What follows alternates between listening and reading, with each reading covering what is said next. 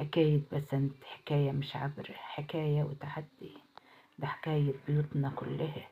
معظم البيوت المصرية الزوجة بتتحمل، بتشرب مر الدنيا ومررها من أجل ولادها، وتقول سنة بتعدي سنة بتجر سنة لما العمر بينتهي وهي ما شافتش من السعادة جرعة. أنا حسيت بده كله لأن عشته وتعايشته، شفت المر أشكال وألوان.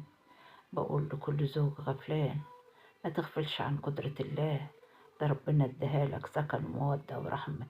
ربنا اداهالك تكون جنبك ايد بايد، تبنوا مجتمع وتعمروا الكون، وتخلوا الدنيا تبقى حواليكوا وحوالين ولادكوا سعادة، مش تعاسة ووقف حال.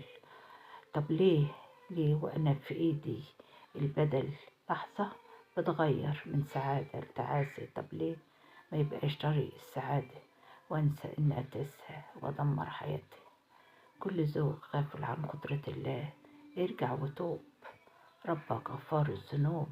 كل ذوق غافل عن قدرة الله ارجع الطريق لسه مفتوح، ما تسدهوش بإيدك وترجع بعد الخراب تقول يا ريت.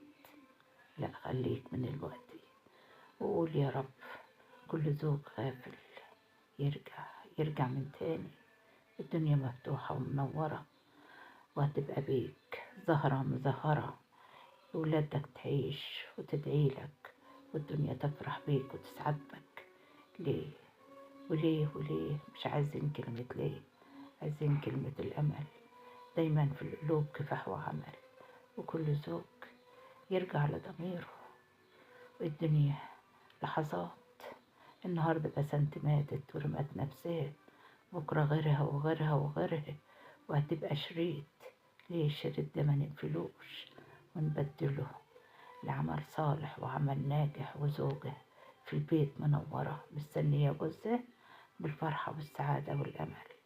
أهو ده البناء، أهو ده العمل. ابدأ من نفسك وإحنا كلنا بنساعدك.